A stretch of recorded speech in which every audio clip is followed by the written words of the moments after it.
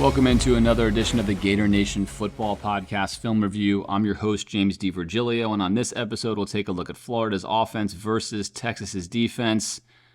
I'm not going to show you as many plays as normal for obvious reasons, but I am going to show you all the touchdowns, all the turnovers, the 5 most explosive plays for Florida, and the 3 most explosive defensive plays for Texas. Coming into this game, Texas was top 5 in many success rate categories and advanced stats categories. Florida obviously playing third-string redshirt freshman Jaden Warner. Even then, this game disappointing for Florida. Florida's not marching a bunch of high school guys out there. These guys are still Division I college athletes. Many of them still have talent. Yes, you're missing your quarterback, but Texas absolutely dominated this game, and we'll break it down for you as we do each and every week. The good, the bad, and the ugly, if you will, on this channel. As always, if you like this content, sub to this channel. Follow us on social media. Check out our weekly podcast for in-depth analysis on the Gators, and drop us a dono to support our efforts to bring you more of this type of content all year long. Although perhaps you don't want any more of this type of content, given how things continue to go week in and week out for the Gators.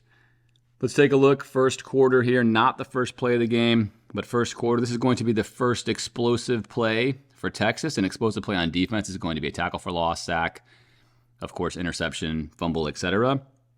And on this play, Texas is going to show you how they feel about Florida on offense in general. They're going to play a scrape exchange here where they're going to have their defensive end aggressively come in to play the run, in large part because they don't respect Jaden Warner's running ability, don't really care if he keeps the ball or doesn't keep the ball. They want to aggressively attempt to stop Florida's running game. And by playing aggressive here, by having your end crash down and then filling the C gap with your linebacker, allows you to get situations just like this. Florida's going to leave him unblocked, by design, hoping, of course, he's going to be a set the edge player instead of a scrape exchange player, or an aggressive, kind of come down here aggressively right into the play. He does not do that. That's going to mess the timing up of this play and not allow the split zone to work the way Florida wants it to. But again, Texas can do this because they really have no concern about Jaden keeping the football. So they're comfortable doing all they can to take away Florida's running backs. Now, it should be said right here at the start that once again, both of Florida's running backs had great days statistically on the ground. They continue to break a significant amount of tackles and get a lot of yards after contact. In fact, Jaden Ball is essentially averaging half or more than half of his running yards after contact, which is a remarkable statistic week in and week out. But right here, he's not going to be able to get away from this. Really nice job here from Texas. Not only does he put himself in perfect position, but he also does not go for the first move Jaden Ball gives him. In fact, he slowly sets himself up outside, but he keeps both of his feet underneath him, allowing him to then make that tackle. That is textbook defense. There is no doubt in the film room at Texas, they're going to love what you saw here. Jaden Ball does all he can to get away and try to get back to the design hole that Florida has for him, which is not going to matter anyway, as Florida has already lost up front significantly. So this play is going to go as a tackle for loss right there. That's going to be one of 4 tackle for losses that Texas had on the day.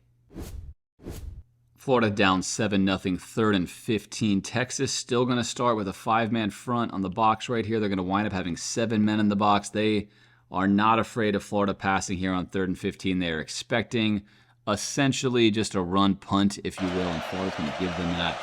Jacoby Jackson had a really, really good 3rd and 15. Play right here. Is going to wish he has this one back. This is just, again, it's a punt, right? You're playing safe here. You're basically maybe you crease one and you pick up a first down, but in all likelihood, you're just going to get a couple of yards and get out of there, right? Punt and fight on. Instead, that ball comes squirting out right there, and then Texas scoop. Texas has got it. It's Trey Moore. Not score. Putting himself up inside. He is key, but the penalty. watch 0. And Come in, he able to get his right hand in there. Number 95, Collins, was in it as well. At some point in time, and Trey Moore, the transfer from UTSA, who made a big play on the first drive of the game when they tried to tighten. A scenario in that play where you see really a solid fist or a helmet on the ball, just not secured well, and that's going to allow Texas. He's Johnny on the spot, able to pick it up. In the return, illegal block in the back. Game against the Gators. Florida already in trouble early, and now turning the ball over on basically a run punt on 3rd and 15. Not the kind of start you're hoping for on the road for the Gators. All right, Florida down 14-0 now, 2nd down and 7. We talked last week and the previous week versus Kentucky about Jaden Ball's ability to bounce the ball outside and how teams are going to see him doing this week in and week out. Well, Texas had the bye week. They no doubt watched Ball do this versus Georgia multiple times, and I had said on film after last week's session that even though you see this on film, Ball is so much quicker, I think, that teams can possibly recognize until they face him. I mean, he really is a sensational freshman running back at this point, and this play is going to epitomize that. Again, keep in mind, Texas absolutely all week long in practice saw clips about Jaden Ball's ability to do exactly what you were going to see right here. Florida's going to attempt to run an inside zone, and Ball right here is not going to like what he sees. They've got this boxed up pretty good, right? They've got every gap accounted for. You can see a helmet here. We've got 7 guys in the box, linebackers waiting to fill. They have totally bottled up the interior. And the other angle you're going to see from the end zone cam is really going to show just how bottled this is, and again, how quick Ball is to be able to bounce this without getting a linebacker filling that perimeter gap. That's largely what makes him really special with how quickly and efficiently he moves for a guy who, again, was a wildcat quarterback in high school, not a running back. And even the extra little things, like he's kind of filling right in here for a second, right? He's not just bouncing out too early. He's still looking for a hole in here, doesn't find one, and now he's going to bounce it to the outside. Florida with a good block here, coming up here to engage this block late, see if we can't spring him to the outside. And then there it is. Now we're off to the races. So a play that Texas had won at the line of scrimmage becomes one of Florida's explosive plays, one of their 5 explosive plays in this game. This is going to be about a 12-yard run here for Ball. First Let's down take a look at the NFL cam right here. And this really shows you from this angle, right, how effective he is at this. Florida, again, trying to run inside zone in here, trying to run up in here. And you can see we're gapped here. We're getting a block here from Waits up there, and then, from Harris up there, Najee Harris up there, and then obviously Texas has taken away the hole that Ball wants. But the linebackers, as we rewind this here, the linebackers, right, are still waiting to fill. Here's your linebacker here, here, and here. They're still waiting to come in and box all this up, but the interior is gone. It's dead. It's not there. And Ball, not once, but then twice, looks to still make that happen. Once we get this, he knows that's not going to work. I don't have that. And the quickness with which he gets to bounce out, D-tackle here, you can see the linebackers have now all buried themselves, right?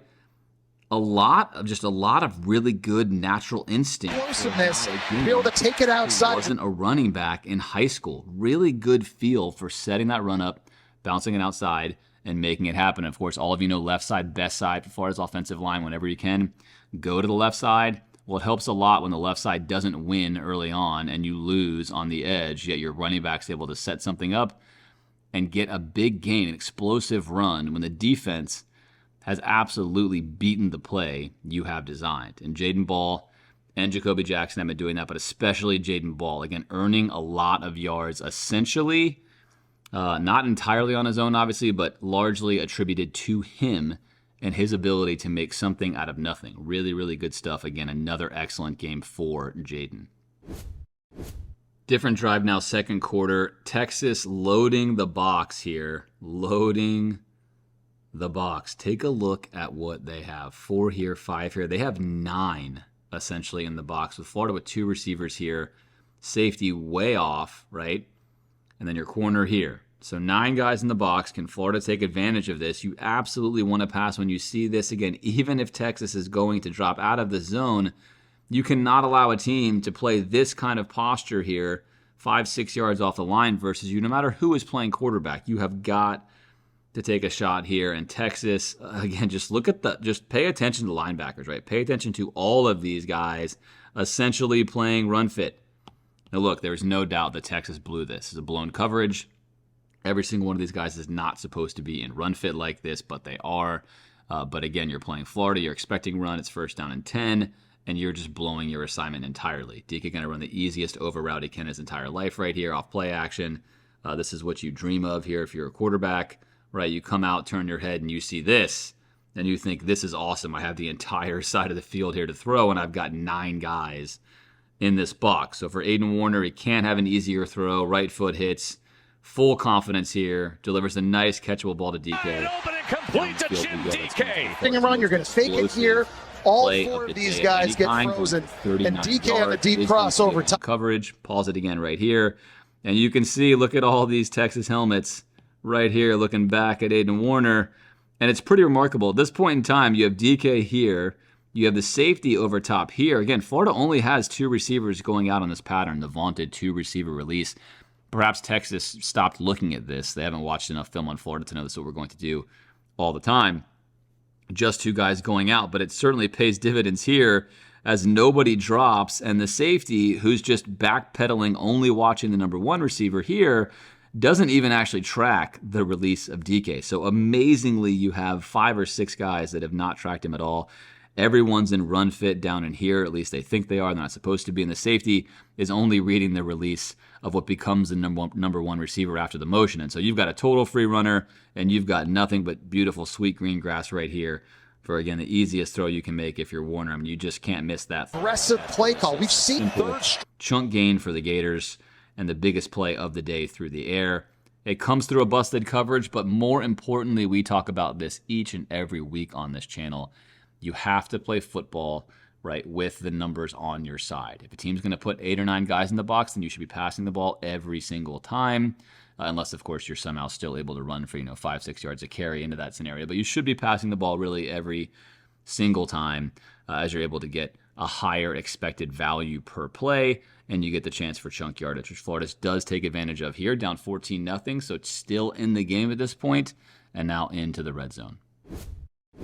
Florida would miss a short field goal on that first trip to the red zone, so it's 14-0. The much ballyhooed scoring streak is in danger at this point in time, and Florida now with the ball inside their own 20. Again, the game's still hanging here at 14-0 in the second quarter. Florida drove down the field. They've stopped Texas now a couple of times.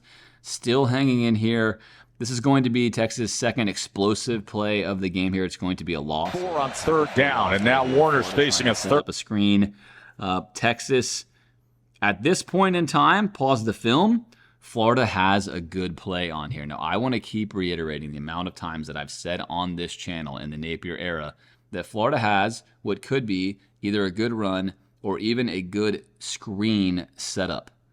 A lot. Now, it's not often I'm telling you Florida's got a bunch of good downfield routes put together. Of course, you know that. But there are times like this where I pause the film and I say to you, hey, these east-west passes Florida wants to run, this is good. Now, why is this good? It's the numbers game, right? We have 3 blockers here, and we have 2 potential guys to block with a dropper here and 1 other guy. So we're 3 on 3, 12 yards off the ball, and a dropper. So you have everything you want with your fastest player on the football field right here. Now let's figure out how Florida can mess this up.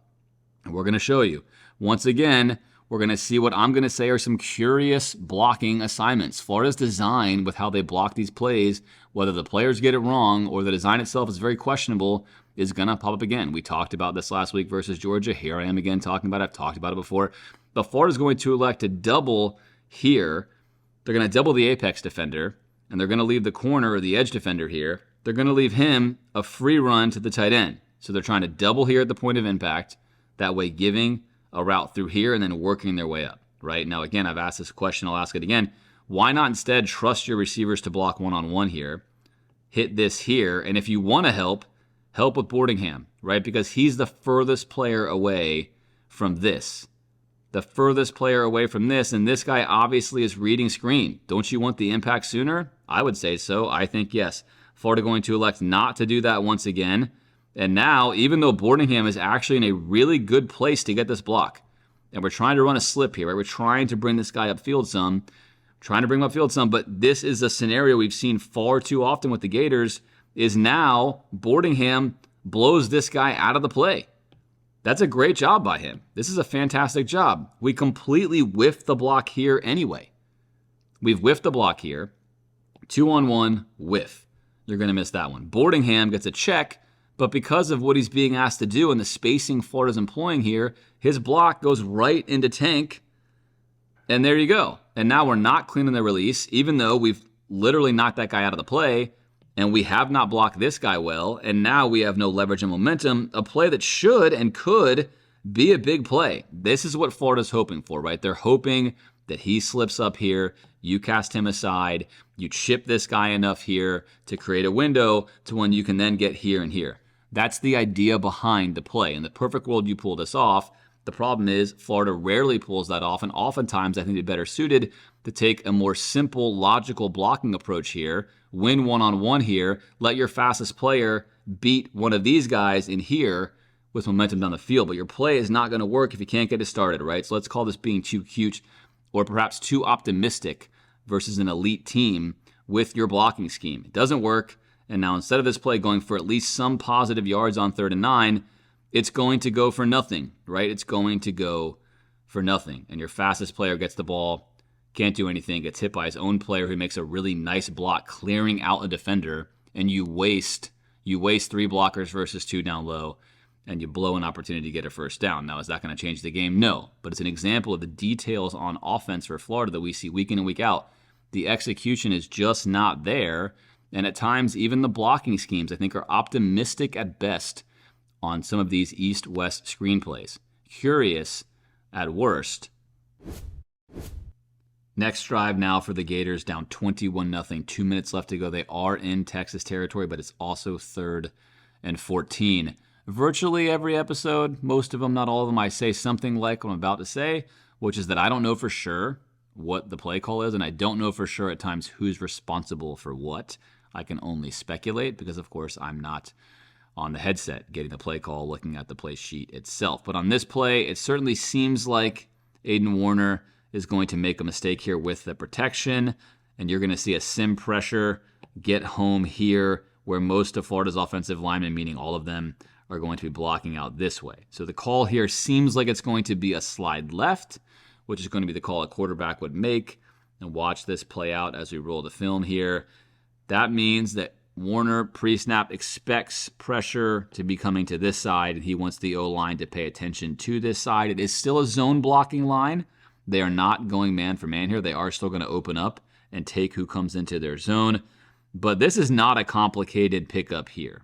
So 2 things are going on. 1, the protection was called this way, right? Or 2, we just blow it here at the right guard spot. Either one of them possible. Either one of them is possible. This is definitely a blown situation because Texas is only going to bring 4, and it's coming from a far distance here for the Gators, right? Far distance here for the Gators. But as you can see, Warner's opening up only to want to go left here, which would make sense that he might be thinking he wants his protection to be stored up here. Again, Texas did have players on the line of scrimmage here. So we basically have what you will, a backside or a weak side sim pressure. We're going to come late. This is exactly what Texas is hoping for. A quarterback looking to his strong side where more receivers are. An O-line sliding this way and not seeing a free runner. But again, it's possible it's the right guard making a mistake here, right? But the right guard shows zero, absolutely zero concern on this play for anyone else coming into his spot. Whereas instead, you can see the left side, again, left side, best side for Florida, is much more typical. They're going to open up. He's staying in his zone. He's waiting for a runner. He's not just piling on. If no runner comes, he'll continue to stand here and wait for someone to come in. So can be a right guard issue. Damian George was out. Florida's starting right guard was out in this game. Can be that, absolutely, or it can be a slide protection. I cannot tell you for sure. I can't know. Either way, it's wrong, right? You should not have 4 rushers when you have 5 offensive linemen and you get a totally free runner to come in here and drill your quarterback. That should not happen. And on 3rd and 14, it does happen. There's no chance for this play because now we're getting slapped, right? We're getting slapped. Now, you may have already noticed that Florida has, at this point in time, let's look at the routes here. We're behind the line of scrimmage. We're at 4 yards. We're at about 8 yards, and we're at about 4 yards. And there's only one receiver that's right here that's just now getting to the sticks. So Florida's playing for a field goal here, down 21-0, just hoping to get some yards, maybe get a few more yards, go for a first down later. But you can't do much, obviously, when you allow the 3rd explosive play for Texas defense here in this game, which is going to be a free runner on a sim pressure where Warner is just dead. On the young quarterback, and he goes down. They came after him, and Jalen Gilbo just inside, which means if this guy comes from the outside, Aiden Warner on the O-line, no Damian George there. It's hot. Going to get 53 repping instead, and he never, ever looks. So take a look at the left side, right? This would be the technique you'd expect. What Barber's using here, he can double here only if he's confident that this is going to be a slide left protection. And now he's your backside protector. He's going to take the most emerging threat to your backside, right? Is it him? Is it the play? Is it the slide protection? I don't know. I can't tell you. But the bottom line is not a pretty look. He was never even looking. Runner. It's a dream, right? It's a dream right here. If you're the slot defender, this is like everything you want in life. Quarterback looking this way. No one that's even close. I mean, look at this. No one that's even close to looking at you, including the quarterback. And you're like, man, this is absolutely awesome. Like, I'm fired about this play. It's a dream come true. Sack, put him down. Punt time for the Gators, down 21-zip. All right, 1st and 10. Florida now down 28-0. Every time we check back in, there's more touchdowns on the board. Texas still saying, we're going to load the box here, right? We're gonna still play 7. Even though there's 119 left, we have no fear of what you're doing. We'll just keep one high here, keep the lid on. We don't think that you can really move the ball down the field, and they're right, of course, about that. And Florida's going to get an explosive run. On his final week of practice when he's playing at Yale. Right here, and you're going to get Bryce Lovett, the guard we mentioned in the previous play. He's going to work to the second level on this inside zone. This is promising right here, working to the second level there. And nice work by the O-line. Of course, Texas, again, in this case, probably going to give you a run like this, but Ball is going to make the most out of this. Again, that head fake now, which I think is really becoming, I would say, his best move. I mean, he's got a really nice head fake right there again. Shakes him off. Nice tackle by Texas, by the way. That's a nice tackle because it's a good move that Ball puts on him. One more time here. Ball gives him a good move right here. He gets him off balance, but Texas able to regain his feet.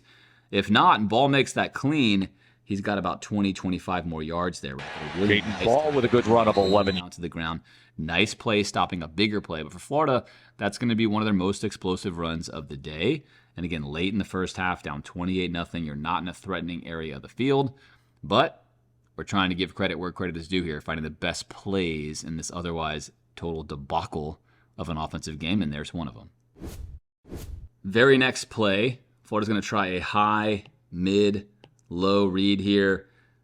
High, mid, low is a perfectly fine concept. They're running it into the boundary, which is going to make this throw a lot tighter and a lot harder for Aiden Warner. And then Warner's put himself in position to get this chance by basically making this a 0-step. This play is not a 0-step, and at least if Florida's teaching it this way, they call it a 1-step, if you will. It's a 1-step drop. This is a quick game drop right here, but the routes Florida's running are not quick game. Again, as a quarterback, when you want your right foot to hit, right now you're ready to throw. But that's impossible. You would never be ready to throw based upon the route combos that Florida's running here. You have to let this clear. To me, he's got to take a second or a third. I think it's probably a 3-step shotgun drop here. It's at least 2. He's going to go 1, and then he's going to compound his problems by climbing up into the pocket. And again, this could be his own fault here with footwork. I'm just going to highlight what happens when their timing is off, is now he's off. He's ready to throw. It's not time to throw. He can't even make this read yet, and now he feels like he's got to step up because he does, but not really, but only because he hasn't set himself, right? So ideally, 1, 2, 3, he's here. He feels a little edge pressure here, takes 1 step, and then delivers. That's going to be really important because he'd be throwing from here instead of right here, and that's going to matter because of what you see from the D tackle right there. So he's basically put himself in his own little box here. He's closed the distance down to the D tackle, and he should be over here. And now he's made a throw that I think is already really hard. One, he's going to have to float over here, over the dropper, underneath the safety, into the boundary. That much harder. Right? And this is not going to work out well because, of course, this ball, as you already know, is Warner tipped, and there it is, and then it's going to get picked by the dropper who's got eyes on the quarterback the entire time. Here comes your safety coming downhill into this box. So again, really tough throw anyway. You've got the sideline to deal with. You've got to put it in this little triangle here. And unfortunately, when the timing is off... And that ball is intercepted. It's turning into that kind of a first half for Warner. Here, Collins, he reads this. Look at his eyes. He knows he's not... right here, right into him. He's too close. He should be back here. He's too close. That's going to get the ball deflected. It's going to close down his angle. And then on top of it, this is a really tough throw, like we talked about. You're asking your redshirt freshman to throw the ball over two droppers. Your go routes here. Safety also coming downhill. So you've got to drive this ball into the boundary before the sideline over the droppers. There's so much that can go wrong. And as we saw already, Warner's timing was off on the read, which means even if he essentially read it correctly, he's now messed up the throw window. The safety might get a better read and jump down on this. The dropper might get a better read, which in this case the dropper did not. But either way, it goes for a pick. I wish Florida would run some more sensical stuff, attempting in these scenarios to make it easy. Like, for example, you could run Mizell on a go route, and you could run DK on a skinny post, a super skinny post there. You got a too-high look, and then you're 2-on-1ing your safety on the side, which is going to be much easier for him to read. And also, if they want to keep two droppers here, that he's going to get blown right by, right? That skinny post is going to get picked up by a linebacker, and then you have a much easier, I think, vertical throw, given where this game was. But you're asking for a no yards after catch, drop in the bucket throw, and unfortunately, you're going to get something you don't want right here, which is going to be the pick. Not what you want to see. And then the look that all of us feel right here from Billy Napier. Here it is. That's how we all feel basically every single week, Billy. I know you do too. You're a competitor. You're coaching the team. That's how we feel right there. That's how it feels watching Florida play, doing a film review pretty frequently, is hand on my knees, play sheet. What are we doing? What is going on? And why do I call plays into the boundary with a redshirt freshman, asking him to throw the ball into a box in a really tight scenario where it offers no yards after catch? Pretty low EV play if you ask me, but Billy loves to play in a phone booth. And so the phone booth strikes back there, and Florida with another turnover here in the first half, just adding to a very frustrating day in Austin. 35-0, Florida out of the halftime speech, fired up, ready to roll. Hey, look, guys, we know we're getting clapped. Don't worry, I'm still coaching here next season. Everything is fine. I've got the announcers basically stumping for me, saying how injured I am, what a difficult scenario I'm in. We're playing hard, right? We're giving it our best effort here. It's fine. Let's just go out here, have a second half, get back on the plane, and go back home to Gainesville. Everything will be fine. In the meantime here, let's see if we can't connect on a vertical pass. Post here, just a crosser, right? Common crosser right here. Concept's totally fine. I think it's tough to run this with a slower tight end. Again, Florida has fast receivers. When you flip over and you watch the defensive breakdown, you'll see Texas utilizing their speed all over the field versus Florida. Florida almost seemingly just wants to play with one or two arms tied behind their back on offense speed-wise. It's just, again, how Billy likes to play football. It's the kind of team he wants to be. And here, this is going to be your key defender. You're going to see this only on the next view. I'm going to show you now. He's the one who can mess this play up, and they have to get this exchange correct. And you're going to see them make the exchange on the next view. But for now, what you're going to see, my pay grade, so I gotta take it easy on Tess. No, it's okay. While you're here, we're going to have the hell in the cell screen, little play action fake, setting up to get protection here, flat out here. And again, here comes your routes, right? There's your routes. You're about to see them go off your screen. There's your post route right here. Here comes your post. There's your crossers. I'll leave it on the screen for you. Set it up, right foot right here, right foot plant. Can we get a block on this side? Let's rewind it because that seems like we're in trouble over there. And let's see exactly what happened here because it does seem like we're in trouble on the line. Can't have that, right? We've got to have 11 guys on the same page. And right away, we're cooked, right? Right here, Florida playing their favorite 12 personnel formation with two tight ends, often asking tight ends to block ends.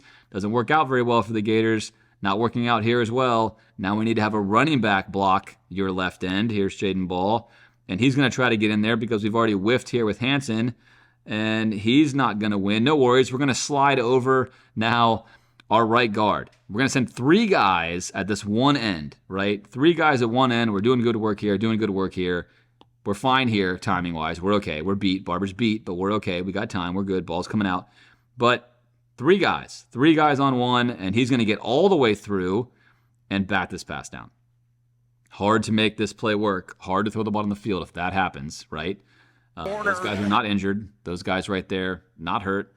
Not an issue. No excuse there. It happens. Ball's batted down again. Third interception of the day there for Warner.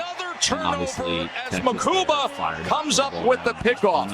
And let me tell you something, this Texas team with the Undertaker here in the booth is taking souls and digging holes. That was deflected, and it is an interception for Texas. Yeah, and Makuba, they get him back. But again, this is important. If you want this play to work, you got to get a block here. That's step one. Got to have a block there. If you want this play to work, got to have a block. Nope, we're just cast aside. Bye. He's like, thank you very much for that matchup. Okay, Jaden now is a helper. He's not supposed to be taking this guy on one-on-one. Full head of steam. There you go, helper. Okay, I'm in here. I'm going to try. Another great move. Ball thinking, dang, dude, this kid is quick. This guy's huge, and he's stepping in that quickly. And okay, now let's get some help over here. Step in late and try to get in, which is a nice play by Crenshaw Dixon to try to get in there, and he does. He almost rescues this play, but we're hit, all right? So now let's take our eyes downfield off of what happened on the inside and look at the play we're reading. So here, we're going to have the action we talked about. Let's watch the communication I talked about right here between the safety and the corner, and you're going to see what I'm talking about in just a second. Now, first of all, do you think this throw makes it there? He's running that pretty shallow. Obviously, Warner could throw him vertically and have something. If he throws him shallow, we're probably in trouble. So hopefully Warner's going to make the right throw and throw him into the grass. But watch what happens beforehand right here with the communication, right? We're going to switch this. Basically, he's saying, hey, I know we're getting crossers. We're going to get a post corner very early. Notice already what's happening here with Florida. He has not even broken into the corner route, but Texas doing the right thing, already signaling to the dropper, hey, let that route go to me and you drop back. A vertical route is coming to you. This is perfect example of pattern matching right here. Really, really nice stuff. Good job by Texas. And this is also how you get interceptions versus young quarterback. Now, again, we don't know where he's throwing the ball. If he thinks, hey, I've got the space here, the safety is taking my post route, and he doesn't see the dropper, you get a pick, right? Now, if he throws the ball to this side, of course, we're going to be okay. A big play could be on here, but we're never going to know. So there you go. That's what it looks like. That's what happens. Big games all season long. Great pressure. The second time Alfred Collins has had a one-man wrecking crew there. Get taking on picked. 3 The Gators. 14th interception now for this defense, which leads the SEC, but getting Makuba back to Clemson. Working as one to have a good football play. We rarely see that for Florida's offense Saturday to Saturday. 42-0 now Texas. Every time we check back in, it just gets worse. Florida needs to score to keep the streak alive. Florida going to try to run a counter right here. And in fact, this is going to look pretty good. I'm going to stop this. It's going to look really good. But Jaden Ball is going to choose to avoid this. And sorry, it's not going to be the tackle barber. It's going to be the H-back. So they're going to run a guard H counter right here, GH counter. And right now, this looks pretty good. You've got your slow-moving train, which I like to call it, kind of coming downhill, barreling down the tracks. You want to kick him out right here, and you want to get him coming through, and there's no one here to fill. This looks like this could be a big play on the counter. If you're going to pause it right here, it's everything you want to see. We're going to get a really nice play by 8, right? This is how you beat that. Nice move to step inside to clog up the intended gap you want to go into, giving, in case ball bounced out here, a chance for your linebacker to scrape across the top, and then you have outside leverage here. So this one step inside saves the play. And if you want to do this right, and you're Najee Harris on film, you have got to kick this guy out. You have to kick him out, right? You have to kick him out. He knows that's his job. He makes a really nice quick step, and also great play recognition of the counter there by 8 on Texas to get in that window. Now, Ball says, man, that's dead. I don't have that now, which he's correct. So again, 11 guys playing as one. You have to have perfect execution and make a big play happen. But Ball makes plays happen on his own. Florida has a bunch of great wins here on the left side, and we've got one unblocked guy, and Ball says the play's dead. I'm going to take this out of the backside, right? And now I've got to beat this tackle here and this guy. Because again, that block is supposed to be where it is. That's a correct block. They're not going to be blocking the other side of him. He beats one, and he beats two. So one quick move here by Ball takes a play that, again, when I started you earlier here, this is good. We're in good shape right here. This is great. Sorry, right here. We're in great shape right here. Let's kick this guy out, and we've got a counter play to the right side. Whoops, that's not there. I got to go somewhere else. Let's go left. Now I got to beat two guys. 1, 2, good. And straight ahead with Ball. Ball gets all the way down to the 5 and it's going to be. And that's just, again, that's great stuff from Ball. I mean, that is just excellent stuff from the running back. as Florida had something promising. It was gone. Cutback vision, hits the lane, beats 2 guys, and makes something out of, again, basically nothing. Texas shut that play down where it was designed to go, and Ball makes something happen again. First and Brandon Crick. Here's another look of it right here. Sean Dixon right here at right tackle. Obviously, they get some pulls in and around, and there goes Ball over and over again. Third down. It's not mine. There comes your counter. And again, right now, this is a home run counter play. Kick them out, get in here, and I mean, we have potentially one-on-one versus a safety, right? This is what you want. This looks awesome until you see that step right there, which is the same thing that Ball sees. Oh, man, that's it. That's my gap. I don't have it. And then he does see, well, you know what I do see? I see space here. But look at this. I mean, you see space here, but not really. But he's just so quick when he puts his foot in the ground. He gets more burst than I think you can even really tell on film, and he gets away. And there he is, making something out of nothing. Florida would unfortunately get a field goal, but fortunately would get points, which would allow them to continue their streak, which goes back into the 80s.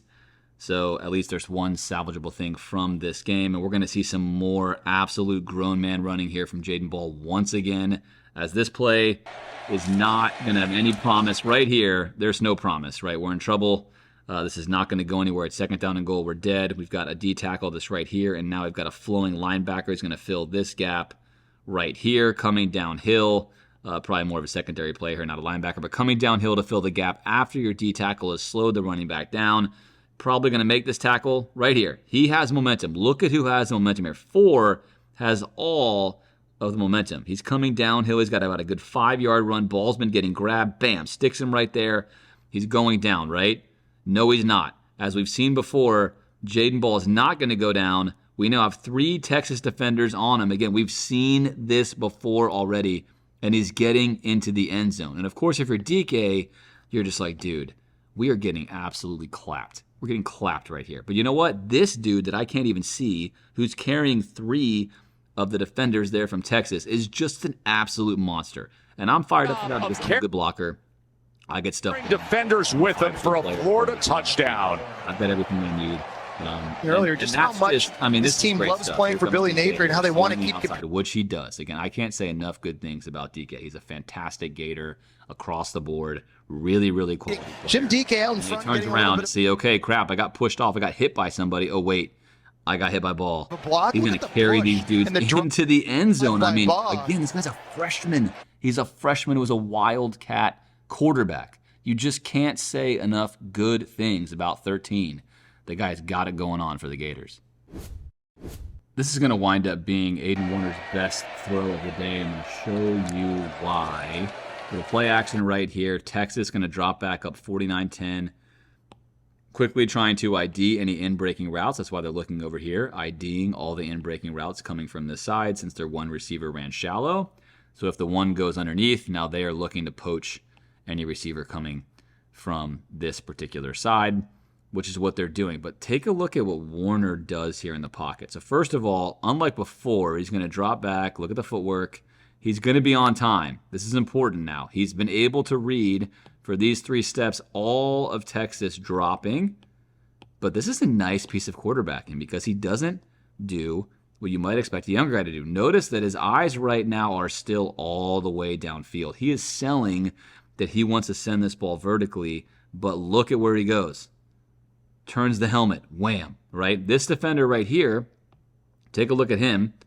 Take a look where he's going. He is still dropping when this ball gets turned.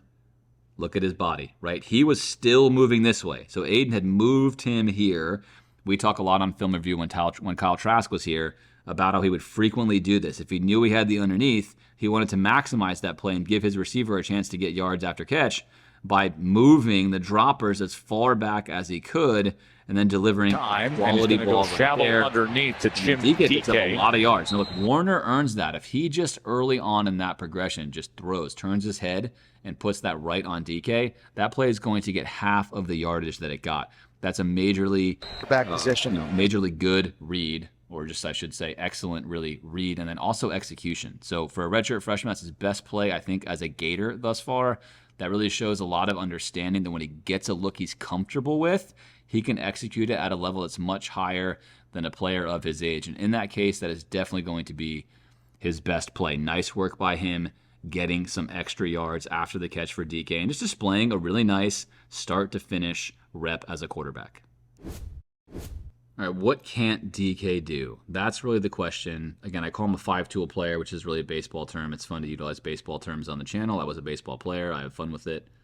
If you don't like baseball, at least enjoy the reference. All right, so here we go. DK that is accurate. Cross in motion, post-snap right here. Look, this is a perfectly reasonable way to run this play. Obviously, all of you know how much I love that we just only roll right. I love that, and you all know it's my favorite thing. But when Florida does it as if it's going to potentially be, in this scenario, something they run a lot, which would be like an H-back block, right? Just a cross block here. It's the best because they run it so often that the ends often are going to give it no credit, which you're going to see here. And it does work really well. I think if Florida's going to want to run their roll to the rights, this has been solid for them really the entire time Napier's been here. It's the most likely play to work. It does not always work because teams, again, know they love to roll right. Or also down 49-10, take all these offensive plays with a grain of salt. But for DK, look, he's still out there. He's a 1. He's repping hard. And this is not easy. This is always the thing. Every team is going to basically play, again, a very aggressive spill or scrape exchange or just full aggression into the backfield with their ends versus Florida's offense, especially on this side of the field after play action. If you're coaching against Florida, you're going to tell all of your edge players, if you see play action at all, you blow all the way up to this spot because you know he's going to roll out to the right at least half the time.